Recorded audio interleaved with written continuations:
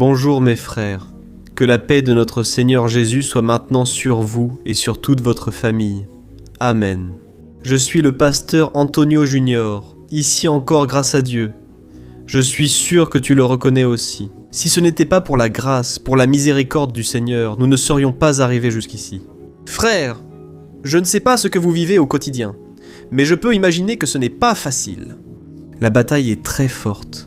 L'ennemi se lève de toutes ses forces pour que vous ne continuiez pas sur les chemins du Seigneur. Même écouter ici la prière, écouter la parole, c'est souvent un grand défi car il y a tant de distractions. L'ennemi, il est malin, il est rusé, et nous devons veiller et persévérer dans notre marche, dans notre foi. Amen, car Dieu a sûrement quelque chose à t'offrir aujourd'hui ici. Je veux partager tout ce qu'il a mis dans mon cœur. Frère, j'ai ressenti ici que beaucoup sont confus sur la foi, incertains d'en avoir assez, et se demandent si seule la foi suffit pour qu'un miracle ait lieu. Je vais apporter ici un éclaircissement si simple dans la Bible, et tu vas être impressionné de voir que peut-être tu es sur la bonne voie. Ce n'est qu'une question de temps avant que Dieu agisse dans ta vie. Si tu dois aligner ton cœur avec une prière de Dieu, ici est ta place. Amen, merci à toi qui as partagé ces prières. Regarde, tant de nouvelles personnes arrivent ici, toi qui ne me connais peut-être pas. Je veux déjà te dire que mon seul but, Dieu connaît mon cœur, c'est seulement que tu grandisses spirituellement, que tu te fortifies dans le Seigneur Jésus. Amen frère, je pensais à quelque chose d'intéressant. Un jour, Jésus a arrêté les disciples et a eu une conversation sérieuse avec eux, les yeux dans les yeux. Il voulait savoir ce que les disciples pensaient de Jésus. Il voulait savoir ce qu'ils pensaient, qui ils pensaient qu'il était.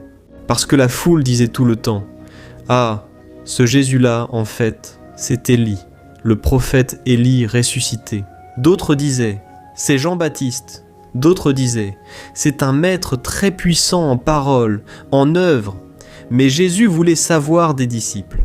De la même manière, Jésus nous demande aujourd'hui qui nous pensons qu'il est. Frère, à ce moment-là, les disciples ne savaient pas. Et tout simplement Pierre, justement ce Pierre-là, n'est-ce pas? Qui était impulsif, que souvent on critique même trop. Lui, il se tourne vers Jésus et dit « Seigneur, tu es le Christ, Fils du Dieu vivant. » À ce moment-là, frère, Pierre a eu raison, c'était ce que Jésus voulait entendre. Il était très heureux. Et il a dit « Pierre, sache que cette révélation ne vient pas de toi. C'est le Père lui-même qui l'a révélé à ton cœur. » Et ensuite, là dans Matthieu, chapitre 16, verset 19, Jésus dit ceci. « Voici, je te donne les clés du royaume des cieux. Tout ce que vous lirez sur terre sera lié au ciel, et ce que vous délirez sur terre sera délié au ciel. » Frères, Jésus n'était pas en train de faire de la magie. Il ne leur donnait pas un pouvoir pour qu'ils fassent ce qu'ils voulaient. Utilisez cet outil de manière irresponsable. Jésus voulait dire que ton cœur étant aligné avec le ciel, tu es aussi aligné avec le cœur de Dieu. Désormais, tout ce que tu demanderas sera accompli par le Père. Jésus a dit, « Si tu délies quelque chose sur terre, ce sera aussi délié dans le ciel. » Mais Jésus ne l'exprimait pas exactement ainsi. Écoute, tu ne pourras pas prier pour que Dieu fasse du mal à quelqu'un. Tu ne pourras pas prier pour que quelqu'un meure ou qu'il lui arrive quelque chose de mauvais. Frère, ce n'est pas une vengeance, ok? Jésus lui-même, quand les disciples voulaient faire tomber le feu du ciel par colère contre les Samaritains, ils étaient en conflit. À cette époque, Jésus a dit « Vous n'avez aucune idée de ce que vous demandez. Vous avez l'Esprit Saint. Vous n'avez pas le diable en vous. Tout ce que vous lirez sur terre sera aussi lié au ciel. » Cela ne signifie pas que vous pouvez demander une Ferrari ou un manoir aujourd'hui, mes frères. Quand notre cœur est aligné avec le cœur de Dieu, alors de grandes choses se produisent, des miracles arrivent. Amen, alléluia. Je vais vous enseigner sur ce sujet. Mais d'abord, abonnez-vous à ma chaîne pour recevoir mon aide quotidienne dans votre marche avec Dieu. Activez la cloche de notification et vous pourrez ainsi participer à la prière du matin, à la prière du soir et aux vidéos que je publierai l'après-midi. D'accord, alors commençons. Frères, comme je vous le disais, la plupart des gens ont beaucoup de doutes concernant leur propre foi. Je sais que nous le savons tous, n'est-ce pas? La foi est essentielle car sans elle, il est impossible de plaire à Dieu. Voici ce que dit le Seigneur. Mais souvent nous ignorons comment utiliser notre foi. Et quand on regarde les évangiles, on se rend compte que Jésus rencontrait toujours des personnes dans des situations impossibles. L'une de ces histoires, apparemment simple mais porteuse d'une grande vérité, y figure. Dans Matthieu, la Bible raconte que 2 aveugles ont vu passer Jésus. Et, à cette époque, être aveugle ne signifiait pas seulement ne pas voir, cela signifiait être une personne dépendante de l'aide des autres. Elle vivait de la charité et était souvent vue comme maudite, payant pour un péché commis par elle-même ou sa famille. Imaginez la tristesse de cette personne, vivant dans l'obscurité extérieure et intérieure. Mais un jour, la Bible dit que ces hommes ont entendu parler de Jésus, et que leur foi, alors, n'a pas commencé comme un sentiment, mais comme une attitude, une action. Et ils ne sont pas restés là à se lamenter, ils n'ont pas fixé leurs conditions, bien au contraire. Ils se sont levés et ont suivi Jésus, implorant et criant pour la miséricorde. Tu imagines la scène ? Au milieu de la foule, 2 voix désespérées ont commencé à crier « Fils de David, aie pitié de nous, frère !» Ils ne se sont pas préoccupés de la vie des autres et ont persévéré. La Bible dit qu'ils sont entrés dans la maison où était Jésus, et c'est alors que Jésus les a regardés. Il a demandé « Croyez-vous que je peux le faire ?» Ils ont aussitôt répondu « Oui, Seigneur, nous croyons. » Et alors, frères, Jésus donne une parole. Regardez ce qui est écrit dans Matthieu 9, verset 29. Il a dit ceci. Il a touché les yeux des 2 et a dit « Que cela soit fait selon votre foi. » Regardez ça, frères, Jésus, il n'a pas parlé ainsi. « Oh, que cela soit fait selon ma puissance. » Il n'a pas dit selon ce que vous méritez, ni selon ce que vous avez demandé. Non, frère! Jésus a pris la foi de ces hommes comme mesure pour le miracle. C'est comme s'il disait ceci. Le canal que vous avez ouvert par votre attitude est exactement de la taille de ce que je vais déverser sur vos vies. La porte que vous avez ouverte par votre attitude est exactement de la taille de ce que je vais déverser sur vos vies. Votre foi a déterminé ce que je vais faire maintenant, frère. Cela casse une idée très fausse que beaucoup d'entre nous portent parfois sans s'en rendre compte. Cette spiritualité passive, où l'on pense n'avoir rien à faire et attendre que Dieu agisse. Parce que si Dieu le veut, un jour il me regardera et il aura pitié de moi, frère. Ce type de foi déplaît à Dieu, car il nous incite à attendre sans agir, comme si avoir la foi signifiait attendre immobile que le train de Dieu arrive. Mais Jésus n'a jamais enseigné cela. Frère, quand on regarde la Bible, on se rend compte que la foi est toujours un verbe d'action. C'est-à-dire, tu te lèves, tu cries, tu commences à marcher, à avancer, tu touches Jésus. Ces hommes ont cru en Jésus, et ont donc adopté une attitude, tu comprends ? La foi doit s'accompagner d'œuvres, sinon elle est morte et inutile. Frère, le Seigneur nous enseigne ici quelque chose de précieux. Alléluia, je suis très heureux, car je crois que ta venue n'est pas un hasard. Je crois, frère, que Dieu veut libérer quelque chose de nouveau sur ta vie et accomplir des miracles surnaturels. Et tu pourras le raconter aux autres, et beaucoup verront aussi cela se produire dans ta vie, dans ton histoire. Amen. Fais un pas de foi, c'est-à-dire, fais un pas d'obéissance, et le Seigneur va honorer ta vie. Amen. Mais peut-être que tu penses comme ça. Mais pasteur, j'ai déjà prié et agi avec foi, mais rien n'a changé. Le miracle n'est pas venu. Que faire maintenant, frère ? C'est une question importante, et la Bible n'y échappe pas. Écoute bien mon explication. La foi est le canal que Dieu a choisi pour libérer sur ta vie ce qui est conforme à sa volonté. Je vais te donner un exemple pour mieux comprendre. Souviens-toi de la femme qui a souffert d'une hémorragie pendant 12 ans. La Bible dit qu'elle a dépensé tout ce qu'elle avait chez les médecins, mais elle n'a fait qu'empirer. Mais quand elle a entendu parler de Jésus, sa foi l'a poussée, alors sa foi l'a fait sortir de sa place. Elle a affronté la foule, la honte et le jugement, puis a touché le manteau de Jésus. Alors, sa foi a été le canal pour recevoir la guérison. À ce moment, Jésus a remarqué qu'on l'avait touchée différemment, car elle l'a fait avec foi. Un autre exemple dans la Bible est celui de l'officier romain dont le serviteur était malade. La Bible dit que cet homme ne voulait pas que Jésus vienne chez lui, parce qu'il ne se trouvait pas digne. Peut-être. Il a dit « Seigneur, Il n'est pas nécessaire de venir. Dis juste une parole et mon serviteur sera guéri. Et Jésus a été tellement impressionné par cette foi qu'il a même dit « Même à Jérusalem, je n'ai pas vu une foi pareille, et à distance. » Jésus a prononcé une parole, et la foi a agi, ça a marché, et Jésus a guéri. Mais alors vient la question, n'est-ce pas? Et quand ça ne fonctionne pas comme on l'espérait? Frère, c'est une confrontation directe. On entend souvent dans les églises que Dieu est traité comme un génie de la lampe. C'est comme si, en frottant assez fort la lampe de votre foi, Dieu devait faire ce que vous voulez. Frère, ce n'est pas le christianisme, mais du marchandage. La vraie foi ne manipule pas Dieu, elle lui fait confiance. Regardez ce qui est arrivé à l'apôtre Paul, par exemple. La Bible dit qu'il avait quelque chose qu'il appelait une écharpe dans la chair, et on ne sait pas exactement ce que c'était. Cela le dérangeait tellement qu'il a prié 3 fois avec insistance pour que Dieu enlève cette écharde. Savez-vous quelle a été la réponse de Dieu?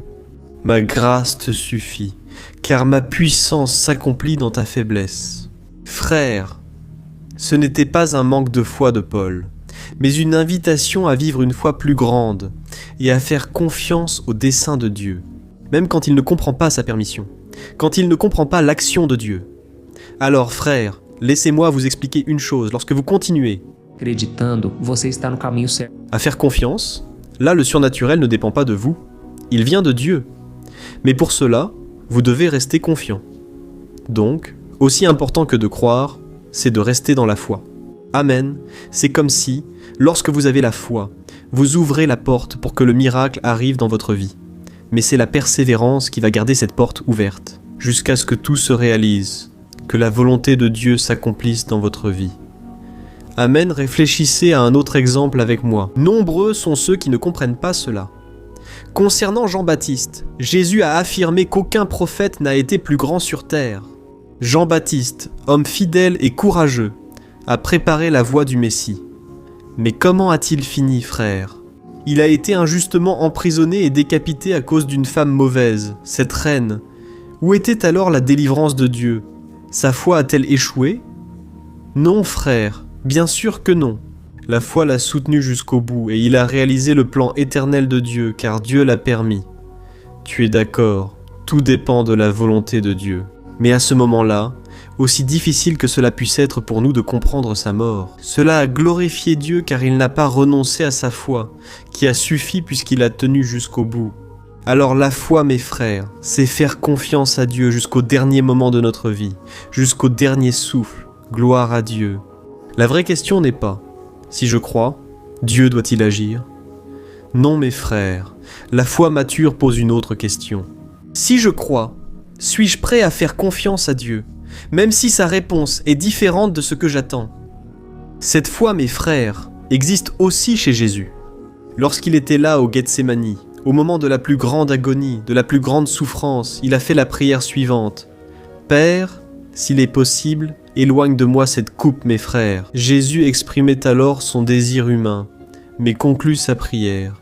« Que ta volonté soit faite, non la mienne, mes frères. » C'est le niveau de foi le plus élevé de tous. C'est cette foi où tu demandes, mais tu t'abandonnes avec humilité, tu comprends? Tu pries de tout ton cœur, tu crois de toutes tes forces, de tout ton esprit, de tout ton cœur, mais en même temps, tu t'humilies. En présence du Seigneur, tu dis « Que ta volonté soit faite, mon Père, Alléluia !» Mais tu te demandes encore « Mais pasteur, comment savoir si Dieu veut me guérir, me libérer, me bénir ?» Frères, nous croyons souvent que Dieu peut, mais doutons de sa volonté. Frères, la Bible est très claire. Elle dit que Jésus est l'expression exacte de la volonté du Père. Il a dit « Lorsqu'il était sur terre, que me regarder, c'est comme regarder mon Père. » Dans les évangiles, frères, Jésus guérit les malades, libère les opprimés, nourrit les affamés et pardonne les pécheurs. N'est-ce pas? Alors, la volonté de Dieu a déjà été révélée en Christ. Il est un Dieu bon, sa volonté est bonne, parfaite et agréable. C'est écrit dans Romains, chapitre 12. Dieu attend maintenant notre foi. C'est pourquoi Hébreux 11:6 dit qu'il est impossible de plaire à Dieu sans la foi. Car celui qui veut s'approcher de Dieu doit croire qu'il existe et qu'il récompense ceux qui le cherchent. Amen, fais attention à ce détail, d'accord? Il ne suffit pas de croire en l'existence de Dieu. Il faut croire qu'il est bon, qu'il récompense et répond à ceux qui le cherchent. Alors, tu ne peux pas avoir la foi en un Dieu lointain, en un Dieu. Dieu est un Père qui se réjouit de bénir ses enfants. Soyons pratiques maintenant, frère. Comment as-tu prié? As-tu prié avec la conviction que tu parles à ton Père qui t'écoute, qui veut te répondre? Ou as-tu prié avec peur, avec doute? Tu lances des mots en l'air et tu attends toujours le pire. Sois très sincère, c'est une réponse que toi seul peux donner. Est-ce que tu as agi comme quelqu'un qui croit vraiment à la promesse? Alors réponds-moi une chose. Qu'as-tu fait à ce sujet? Fais-tu un pas de foi, si tu crois par exemple que Dieu peut te donner un époux béni, une épouse bénie? As-tu fait ta part? As-tu fréquenté des endroits où cette personne de Dieu pourrait être? Ou bien es-tu allé dans des bars? Es-tu allé en boîte? Dans des endroits où les gens ne veulent pas entendre parler de ça? Où les gens ne veulent pas entendre parler de Dieu? Ceci est un exemple pour que tu tires ta propre conclusion, frère. Il y a beaucoup de personnes qui pensent que Dieu est comme un juge sévère, un juge strict qui veut punir, et tu sais ce qui se passe. Ta prière sera une fois remplie de peur, une foi qui ne s'approprie pas ce que Dieu a pour ta vie. Mais quand tu crois que le Père t'aime, qu'il a le meilleur pour toi, qu'il n'est pas indifférent à tout ce qui se passe dans ta vie, alors c'est sûr, tu vas prier avec conviction, avec beaucoup de certitude, et tu n'accepteras pas que l'incrédulité prenne place dans ton cœur. Regardez juste un verset, frère. Avant qu'on prie, je veux déjà faire une prière ici pour toi en ce moment. Mais je veux juste lire un dernier verset. Regarde ce qui est écrit dans Romains chapitre 4, versets 20 et 21. C'est intéressant. À aucun moment la foi d'Abraham dans la promesse de Dieu n'a vacillé. En fait, elle s'est renforcée, et ainsi, il a rendu gloire à Dieu. Abraham était pleinement convicto de que Deus é poderoso para cumprir tout ce qu'il promet. Alors, frères Abraham, il a reçu un grand miracle. Parce qu'il était déjà vieux, il avait 100 ans, il ne pouvait plus avoir d'enfants. Et que dire de sa femme Sarah? Âgée de 90 ans, son corps était déjà vieux, et elle était stérile. Autrement dit, pour les hommes, c'était totalement impossible, n'est-ce pas, frère? C'était impossible à 100%. Le secret d'Abraham n'était pas dans le ressenti de la foi, mais dans son choix de croire, tu comprends? La Bible dit qu'il s'est fortifié en rendant gloire à Dieu. J'imagine donc Abraham et Sarah. À plusieurs reprises, ils se sont affaiblis et pensèrent qu'il n'y avait plus de solution. Mais ils se fortifiaient et luttaient contre l'incrédulité. Tu dois faire pareil, croire jusqu'au bout. Tu te souviens de ce que j'ai dit? La foi ouvre la porte au miracle dans ta vie, mais la persévérance la maintient ouverte jusqu'à l'accomplissement de la volonté du Seigneur. Alléluia! Alors, si tu as été touché par cette parole, nous allons prier en ce moment. Je te demande de ne pas partir, c'est un moment très important, aussi important que la parole que tu as entendue. D'ailleurs, la Bible dit, dans le livre des Romains, que la foi vient de ce qu'on entend, et ce qu'on entend vient de la parole du Seigneur. Et c'est pour cela que j'apporte toujours une parole. Avant, pour nourrir ta foi, pour activer la foi qui est déjà en toi, Dieu. Écris ta demande de prière en commentaire et précise si Dieu t'a parlé. Cela encouragera les autres. Et, à la fin de la prière, s'il te plaît, partage sur WhatsApp. C'est ainsi que je compte sur ton soutien, sur ton aide. D'accord? Prions. Alléluia. Seigneur, Dieu et Père, merci pour cette parole reçue dans notre cœur. Ô Seigneur, merci. Parce que tu n'es pas un Dieu lointain, un Dieu indifférent, mais tu es un Père qui nous aime, qui prend soin de nous et qui nous invite à vivre par la foi. Ô Seigneur, pardonne-nous d'avoir douté de ta puissance et de ton amour. Pardonne notre incrédulité et notre passivité. Père, combien de fois restons-nous les bras croisés sans prendre de décision? Combien de fois, mon Père, nous nous plaignons au lieu de croire, de remercier? Père, aie pitié de nous, Seigneur. Nous avons la foi en ce moment, et nous nous souvenons de tes miséricordes, de tes promesses. Seigneur, mon Père, je veux te remercier pour ces moments de prière, car ils ont été si importants, mon Dieu. Ce moment de prière du matin, de prière du soir, la prière avant de dormir. Père, merci pour cette porte ouverte, je crois que d'autres miracles vont arriver. Saint-Esprit, je te demande maintenant Touche le cœur de cette personne qui s'est résignée à l'échec, cette personne qui ne croit plus à la restauration de son mariage, qui ne croit pas qu'elle peut prospérer financièrement. Ô Dieu, sors-nous de cette léthargie spirituelle, de cette paresse spirituelle, de cette incrédulité, Seigneur, là où il y a une personne angoissée, une personne en dépression, avec de l'anxiété. Je libère ta paix au nom de Jésus, et je te le demande. Maintenant, Seigneur, touche le cœur de cette femme, qu'elle puisse surmonter cela, que cette femme, Père, puisse croire que tu es avec elle. Alléluia. Tout comme ces deux aveugles, ils se sont levés et sont allés à la rencontre de Jésus, et Jésus a dit, qu'il te soit fait selon ta foi. Père, nous renonçons à notre confort, à notre zone de confort, et nous allons vers toi. Seigneur Jésus, enlève de nous, Seigneur, tout découragement, Seigneur. Combien ont bien commencé à croire, mais après une déception ou frustration, ils n'ont plus la force de prier. Ô mon Dieu, va à la rencontre, Seigneur, de cette personne. Alléluia, mon Père, remplis, Seigneur, le cœur de ce jeune homme, Père, de cette jeune fille, Seigneur. Ce cœur qui bien souvent se nourrit du péché, se nourrit de la pornographie, se nourrit des fausses illusions de ce monde, des personnes qui ne suivent pas. À toi, Seigneur, ô Dieu, sanctifie ton peuple, Seigneur, sanctifie notre vie, mon Dieu, donne la sagesse. Père, aide-nous à prendre les meilleures décisions et à reconnaître que le Seigneur, notre Dieu, veille sur nous et ne nous abandonnera jamais. Ô mon Dieu, reçois notre gratitude et notre louange. Et toi, mon cher frère et ma chère sœur, qui as entendu la parole d'aujourd'hui et qui désire placer ta foi en Jésus comme l'unique Seigneur et Sauveur, si tu n'es pas sûr de ton salut, si tu penses que tu n'as pas encore été pardonné, je veux t'inviter à prier avec moi en ce moment. D'accord ? Garde les yeux fermés et répète ces paroles, ou prononce tes propres mots. Je crois que Jésus t'écoute maintenant. Prie ainsi. Seigneur Jésus, je remets ma vie entre tes mains. Je te confie mon cœur, mon avenir. Seigneur, veille sur moi et protège ma vie. Seigneur Jésus, je me repens de tous mes péchés, et je renonce à tout ce qui m'éloigne de toi. Je reconnais que mon péché me cause la condamnation, il me condamne, mais en même temps, je prends possession, par la foi, de ton pardon. Je crois, Jésus, que tu es mort sur la croix à ma place.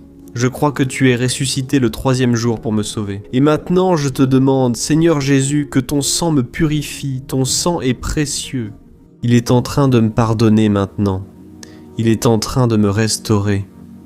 Et je crois qu'il n'y a plus aucune barrière entre moi et toi, Seigneur. Seigneur Jésus, reçois ma vie, et je te demande maintenant d'écrire mon nom dans le livre de la vie. Sauve-moi, libère-moi, transforme-moi en ton nom. C'est en ton nom que je prie et que je te remercie. Amen, gloire à Dieu. Ô bien-aimés, si vous avez prié de tout cœur et avec foi, croyez que le Seigneur vous a reçu. Et maintenant, tu n'es plus n'importe qui. Tu es fils et fille, bien-aimé de Dieu. Amen. Gloire à Dieu. Je t'attends donc dans la prochaine vidéo. Que Dieu te bénisse puissamment. Une grande accolade. Salut. Puis-je te poser une question ? As-tu déjà remarqué que souvent les choses ne vont pas dans ta vie ? Tu te sens perdu, frustré, et tu crois que tu ne seras jamais heureux. Il y a tellement de problèmes que tu affrontes. Des problèmes de relations, des problèmes familiaux, le manque d'argent et tant d'autres choses qui arrivent et qui te découragent beaucoup. Et cela affaiblit ta foi. Tu sais pourquoi tout cela t'arrive ? Il y a une chose dont je suis sûr, c'est que tu as des difficultés avec ça. Et c'est exactement cela qui t'empêche de vivre une vie de paix, une vie d'harmonie et de prospérité. Tu n'appliques pas les principes de la parole de Dieu. Je sais que tu essaies. Mais il y a quelque chose qui t'empêche de prier et de comprendre la parole, ce qui te fait te sentir perdu et frustré. Je veux donc te dire quelque chose. Des milliers de personnes participent déjà au mouvement que j'ai créé, la journée de la foi, et elles arrivent à grandir spirituellement. Elles améliorent leurs relations, et leur vie est devenue beaucoup plus heureuse et bénie. J'ai déjà traversé tout ce que tu vis aujourd'hui, et je connais l'ampleur de ta douleur. Moi aussi, Je me sentais complètement perdu. Je savais que je devais prier davantage, que je devais lire la Bible, mais je n'y arrivais pas, et alors je me sentais totalement frustré. Jusqu'à ce qu'après tant de luttes, j'ai découvert une façon de grandir dans ma marche avec Dieu. Et après avoir réussi à faire cela, ma vie a complètement changé. La transformation a été telle qu'aujourd'hui, j'aide des milliers de personnes chaque jour. Je veux donc que tu t'engages, avec toi-même et avec Dieu, à suivre tout ce que je vais dire dans cette vidéo, d'accord? La première chose que tu dois faire, c'est prier et lire la Bible de la bonne manière, pour qu'elle entre dans ton cœur, qu'elle apporte le changement que tu désires tant, et qu'elle transforme aussi ton comportement. Je sais que souvent tu ne sais pas comment agir, parce que ton cœur est très triste, affligé, angoissé et perdu. Je sais aussi que souvent tu es frustré parce que tu n'as pas la force d'aller de l'avant. J'ai vécu ainsi pendant des années, je comprends donc parfaitement. Cela a changé quand j'ai abordé la parole de Dieu plus simplement et concrètement. Et ce parcours a transformé ma vie à tel point qu'aujourd'hui je suis ici, aidant des milliers de personnes à trouver la paix, l'harmonie et la direction. Mes sœurs, je ne pouvais pas garder cela pour moi ni retenir cette connaissance. J'ai ainsi écrit 3 livres pour vous apprendre une méthode simple et pratique de chercher Dieu et obtenir des résultats dans votre vie. Le premier livre, Le moment avec Dieu, nourrira votre esprit et éveillera un fort désir de chercher Dieu. Dans ce livre, vous allez comprendre la parole d'une manière très simple et cela va renforcer votre foi en lui. Vous lirez un message pour chaque jour de l'année, en rappelant que tous ces messages sont divisés par thème, pour que vous puissiez aller directement à cette parole dont vous avez tant besoin. Et le deuxième livre est Vie de prière. Ce livre va changer vos sentiments, il va guérir vos émotions, il va donner une direction à votre vie. Vous allez remarquer que votre quotidien sera beaucoup plus léger, parce que la prière, elle apaise notre cœur, elle soulage notre âme. Amen. Et dans ce livre aussi, vous trouverez une prière pour chaque jour. Et elles sont toutes également classées par thème. Par exemple, il y a une prière pour l'anxiété, une prière pour la dépression, une prière pour l'angoisse, le sentiment de culpabilité. Vous qui devez prendre une décision aujourd'hui, enfin, toutes ces prières vont vraiment vous fortifier dans votre marche avec Dieu. Et enfin, il y a le livre Minutes de paix. C'est le livre qui va changer vos attitudes et il va vous guider pour que vous ne vous sentiez plus jamais perdu. D'accord, le livre Minutes de paix, il vient avec des tâches faciles et rapides à mettre en pratique dans votre quotidien. Après tout, la Bible dit que la foi sans les œuvres est morte, amen. Et comme je veux que vous ayez tous accès à cette nourriture spirituelle quotidienne, je propose ces 3 livres en format numérique pour que vous puissiez y accéder partout, sur téléphone ou ordinateur. Tout cela, mes frères, à un prix abordable. Vous aiderez aussi notre ministère à toucher plus de personnes avec le message de l'Évangile. Alors, il vous suffit d'accéder au site www.journeedelafoi.com.brésil qui s'affiche juste ici à l'écran. Ou alors, vous allez cliquer maintenant sur le lien qui se trouve juste ici sous la vidéo, dans la description. D'accord, c'est très rapide, c'est sécurisé, et vous allez recevoir tout de suite mes 3 livres numériques dans votre email, pour que vous puissiez commencer votre transformation dès aujourd'hui. D'accord ? Alors, cliquez sur le lien qui se trouve juste ici sous la vidéo, et que Dieu te bénisse puissamment. Une grande accolade.